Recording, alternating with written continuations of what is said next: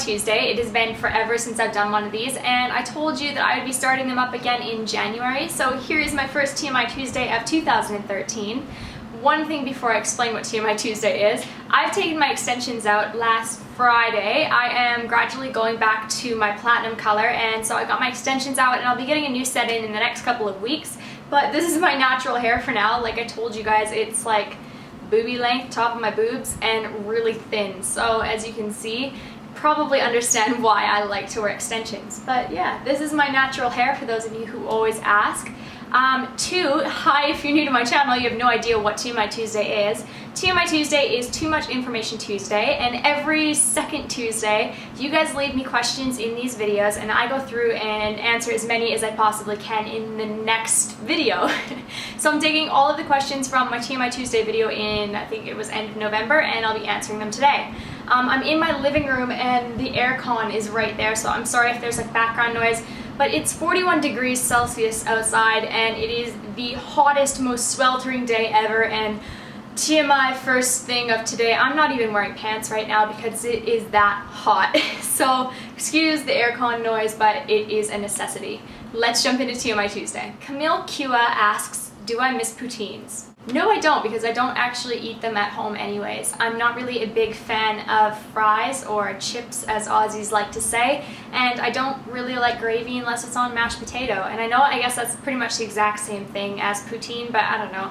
Fries are deep fried, and I don't really like deep fried things. I like yam fries, but I don't eat poutines, so no, I don't miss poutines. Oh Hi Megs asks, what do I work as? I work for myself for my YouTube channel, as well as I work part-time at Estee Lauder as a makeup artist slash beauty advisor. Whip the Dog asks, how do I get to work each day? Some of you actually would have seen this on Instagram, but I ride my handy dandy Razor scooter. No joke, I ride a scooter to work, and I do take a train part of the way, but to get to the train, this is what I ride. Oh my god, Zombies Run asks, how are the bugs in Australia? I actually haven't had too many bad experiences with bugs here, thank goodness, knock on drywall. I do see like smaller spiders and daddy long legs spiders like often. But I've only seen one huntsman, which are the really, really big spiders, and I've only seen that's pretty much it for big bugs, I guess. Are spiders even classified as bugs? I don't even know if that answered your question, but no, I don't feel that there is too many frightening bugs in my everyday life. Thank God. Ellen Prescott asks, when you leave school, you want to be a makeup artist, and what are some things that you can do to make that happen? My best advice to you would be to get as much experience as you can, and I mean that's pretty much a no-brainer. Do your own makeup, do your friend's makeup, do your mom's makeup, do your friend's mom's makeup, do other people's makeup that are of all different ages, all different skin types, all different eye shapes. If you can do different ethnicities, do it. I think that it's so important to get as much practice on as many different faces as possible. Myself, I've never taken any formal makeup training, so I wouldn't say that formal makeup training is absolutely necessary, but definitely it's a bonus if you have the option to go to makeup school. I think that my biggest thing is that I didn't practice on different ages, and so now with my job I have a lot of older women coming in and I'm having to do their makeup, and sometimes I get a little bit stuck because makeup doesn't sit on their skin like it would sit on my skin. So I'll do something on their face that I would typically do on mine, and it doesn't look the same at all. So it's a lot of practice and just a lot of time getting used to using different products on different people. Balmain Beauty asks, what are my favorite things about living in Australia? Definitely Tim Tams and Max Brenner, and I like the fact that my January birthday is now a summer birthday and not a winter birthday. That's pretty cool. And speaking of birthdays, my birthday is next Tuesday, so on the 15th, I guess it's a week from today, which I'm really excited. I'm going to be 22 and I'm celebrating on Saturday, which, hooray! Speaking of, if any of you are going to the Diviny concert in Sydney, I will hopefully see you there, because that's where I will be celebrating my birthday. Ms. Loving 2010 asks, how do I feel about the negativity revolving around the beauty community lately? I think that it's a shame that other women feel the need to put down other women, and I talk a lot about this in my confidence video, and if you haven't seen that, I really recommend you watching it. I will link it somewhere up in this area. I guess the main thing is I think it's so useless. If you don't like me or you don't like my videos, move on. Who cares? Like, it really, it doesn't affect me whatsoever if you don't like me. You don't have to leave a rude comment. What's the point? That's a waste of your time because it doesn't affect my day. So I don't understand why people do that, but if they feel the need to do that, they're kind of lame. Other than that, I just really feel that people should really watch what they say. You know, you could say something that you think is, you know, borderline snarky, or you think, you know, should I be sending this, and yet you still send it. That could affect someone's day. Not everybody has a tough skin. Not everybody can just brush it off. So really be aware of what you're saying, because that, I mean, it's just unneeded more than anything. If you don't have anything nice to say, don't say it at all. Constructive criticism is welcome, but there's a huge difference between constructive criticism and just plain being an asshole.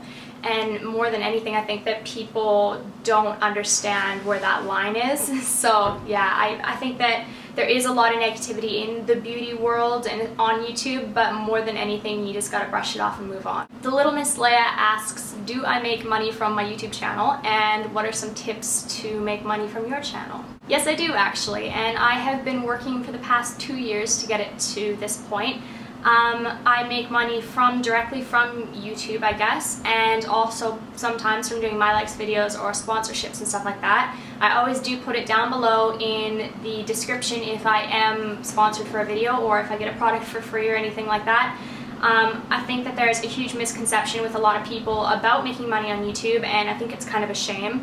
More than anything, I've turned my hobby of what I absolutely love doing into something that makes money, and I think that that should be celebrated. I mean, I would be very, very happy for one of my friends or someone that I knew if they've taken their hobby to the next level, and I think that's great.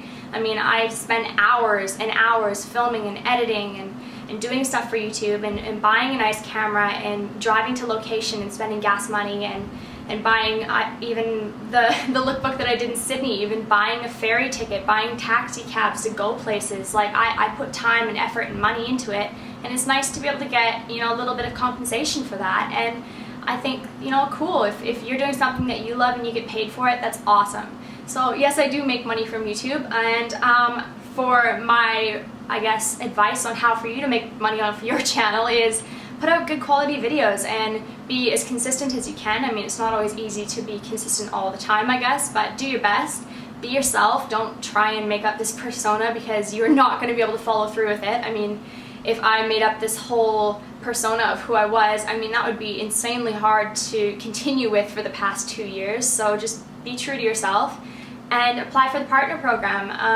Apply for the partner program through YouTube and see where you can go with your channel. Haiti Valens asks, what type of birth control do I use? I currently am using Yasmin. I was previously using Nuvaring for like years and years and years, and I did love using Nuvaring, but as I kept reading up about it, I kept coming across articles that said that it could possibly cause mild depression and things like that, and I was noticing that in my everyday life. Not to say by any means that I was depressed or really in a bad mindset, but when I do have a low swing, I had a really low swing, and when I started crying, I would cry, and I didn't really know why, and I didn't really know why emotionally I was feeling that way, and more it started pointing back to Nuvaring. So I decided to swap my birth control back to the pill.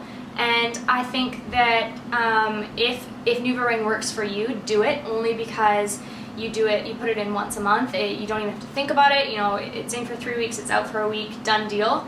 I personally dislike being on the pill only because you have to do it every single day within a 4-hour time span, and I don't know, I don't want to forget, you know, it's one of those things. I would be interested in checking out, what is it, an IUD? There are 2 types of IUDs, I believe, and one of them is a hormonal base, one of them is non-hormonal base. If there are any more out there, correct me if I'm wrong. But I would be interested in that. There also is Implanon here in Australia. We aren't offered that in Canada, but I would be interested in Implanon. The only thing is that you can get spotting for like up to 6 months after, and it can really be like heavy mood swings with that as well. So I'm not really sure if I would be a good candidate for that. But yeah, to answer your question, currently I am on Yasmin, and I do like it, but I would recommend, if you are eligible to be on Nuvaring, look into it, because I personally liked Nuvaring better because it was easier. OM Lou asks, what was the first CD that I ever bought? I'm pretty sure the first CD I ever bought was Queen's Greatest Hits. or my Spice Girls Wannabe.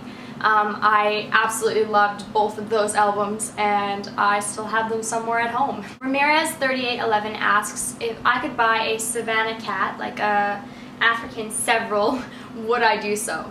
I think that that would be absolutely fantastic. I also think that it would probably eat Lola, so I would have if I had been in the type of house that could accommodate a cat such as that. I probably would buy a Bengal over one of the several, what are they called? Servals? A Savannah serval? I don't know.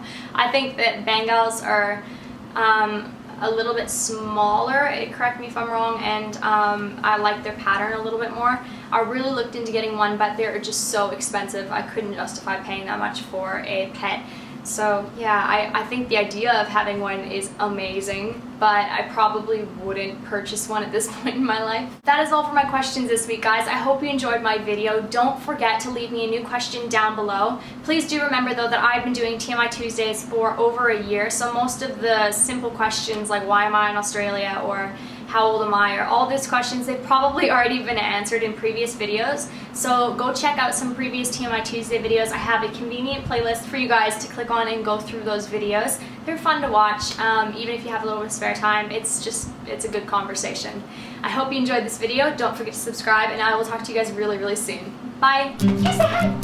Oh, say hi to everybody.